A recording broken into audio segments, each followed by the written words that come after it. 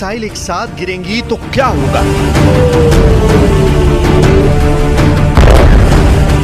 Iran के एक हमले ने 1 अक्टूबर को पूरी दुनिया को बदल कर रख दिया है। इतनी मिसाइल से एक साथ बचाएगा कौन?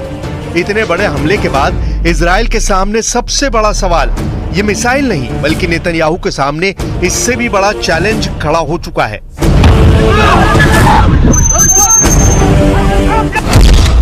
दक्षिण लेबनान में शुरू हुआ इजराइल का ग्राउंड ऑपरेशन शुरू होने के साथ ही फंस चुका है। हिजबुल्लाह ने बॉर्डर पार करने वाली इजराइल की कमांडो यूनिट पर बड़ा हमला किया और उसको खदेड़ दिया। मीडिया में ऐसा दावा किया जा रहा है कि इजराइल का ग्राउंड ऑपरेशन पहले दिन फेल हो गया है। इसमें कोई शक नहीं कि लेबनान इजराइल बॉर्डर पर बड़ी लड़ाई शुरू हो चुकी है।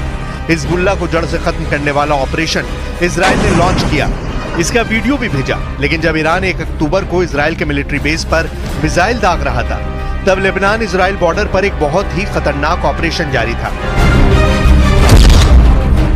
हिजबुल्लाह का दावा है कि उसने इजरायली कमांडो को ओदेसा और कफार किला के इलाके में बड़ी टक्कर दी है। उसके कई कमांडो मारे गए हैं, कई घायल हुए हैं। पॉइंट ब्लैंक रेंज से भी हमले का दावा किया गया है।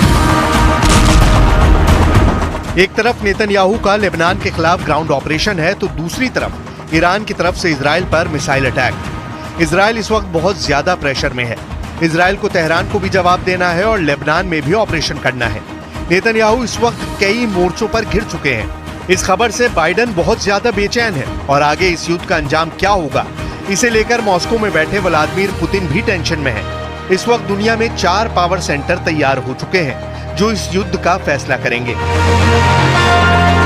वॉशिंगटन डीसी में व्हाइट हाउस, क्या अमेरिका इजराइल की मदद के लिए डायरेक्ट इस युद्ध में कूदेगा?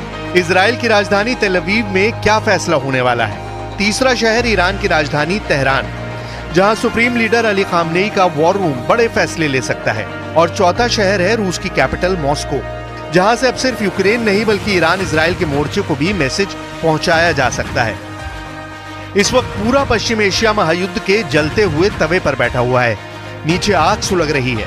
बम, मिसाइलों और ड्रोन के हमलों से इस बार ऐसी तबाही की गारंटी दी जा रही है कि तेल अवीव से लेकर तेहरान तक दहशत फैली हुई है।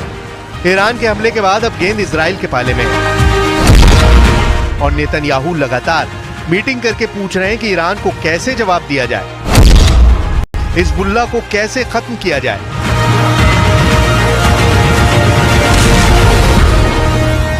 Y en el caso de Líbano insistimos en que la invasión terrestre debe detenerse, ya que han llegado informaciones muy preocupantes esta mañana, y España está firmemente comprometida con la aplicación de la resolución 1701 del Consejo de Seguridad de Naciones Unidas. Esta resolución sigue conteniendo a día de hoy todos los elementos necesarios para resolver esta crisis. 2024 में सितंबर का महीना पश्चिम Asia में नई आग लेकर आया, जब Beirut में हिजबुल्लाह चीफ हसन नसरल्लाह को इजराइल ने एयर स्ट्राइक में खत्म कर दिया। इसके बाद 1 अक्टूबर को ही ईरान ने इजराइल पर हमला कर दिया। सवाल है कि क्या इसी महीने अमेरिका और रूस भी इस युद्ध में कूदेंगे और महायुद्ध शुरू हो जाएगा? इस वक्त ईरान और इजराइल 2 कैंपों में बटे हुए हैं। इसे महाशक्तियों की टक्कर कहा जा सकता है। एक तरफ अमेरिका है तो दूसरी तरफ रूस है और यही दुनिया का सबसे बड़ा खौफ भी है, क्योंकि अमेरिका इजराइल के साथ है और रूस ईरान के साथ। ये चारों ताकत ऐसी हैं कि इनकी टक्कर वर्ल्ड वॉर की वजह बन सकती है। अमेरिका ने इजराइल को गोले बारूद की सप्लाई पिछले कुछ महीनों में तेज की है। बंकर बस्टर से लेकर हर तरह का बम इजराइल को सप्लाई किया गया है। लेकिन 1 अक्टूबर की रात को ईरान के मिसाइल अटैक ने साबित कर दिया कि इजराइल चाहे जिसकी मदद ले, जिससे हथियार ले, कोई भी उसकी ढाल बने, ईरान नसरल्लाह से लेकर हानिया सबका बदला अकेले अपने दम पर ले सकता है। अब सब कुछ नेतन्याहू के वॉर रूम पर निर्भर करता है। वो क्या फैसले लेंगे? क्या इजराइल कुछ बड़ा करने की सोच रहा है? क्योंकि इजराइल के सामने चुनौती सिर्फ ईरान नहीं बल्कि 4 मैदान है जहां युद्ध एक्टिव मोड में चल रहा है। पहला फ्रंट गजा है जहां इजराइल हमास से लड़ रहा है। दूसरा फ्रंट लेबनान है जहां इजराइल हिजबुल्लाह से लड़ रहा है। तीसरा फ्रंट यमन है जहां इजराइल हूती के अड्डों पर बमबारी कर चुका है। अब चौथा फ्रंट इराक बन सकता है, क्योंकि इराक में ईरान के समर्थन वाला मिलिशिया गुट हशद अल शाबी भी एक्टिव हो गया है। जब ईरान की मिसाइल इजराइल पर गिर रही थी, तभी यमन में भी हूती अपनी कुद्स 5 मिसाइल इजराइल पर फायर कर रहे थे। إن القوات المسلحة اليمنية تبارك عملية الوعد الصادق الإيرانية الثانية ضد العدو الإسرائيلي، وتؤكد استعدادها للمشاركة في أي عمليات عسكرية مشتركة ضد العدو الإسرائيلي، انتصارا للشعبين الفلسطيني واللبناني، وردا على أي عدوان إسرائيلي يطال جبهات الإسناد।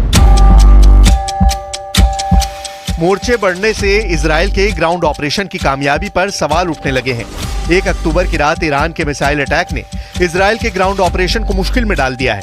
अमेरिका को भी खतरा है कि इजराइल का हाल फिर वर्ष 2000 और 2006 जैसा ना हो।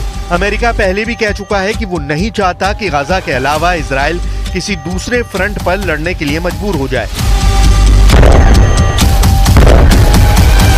Well, I think it's certainly not very realistic, because that was the claim in 2006 with the other war on Hezbollah in the south of Lebanon, and it took almost a month to get ceasefire and end of the aggression on both sides. So I think it's going to take a long time, particularly that ground invasion will involve elements of Hezbollah who are very well trained in guerrilla warfare.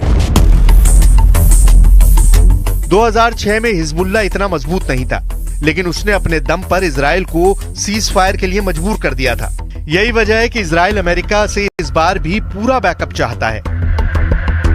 Netanyahu Lebanon में घुसकर Hezbollah को कोने कोने से खत्म करना चाहते हैं। इसे आप नेतन्याहू का ऑपरेशन ऑल आउट भी कह सकते हैं। लेकिन इससे पहले ही ईरान ने कर दी इजराइल पर सर्जिकल मिसाइल स्ट्राइक।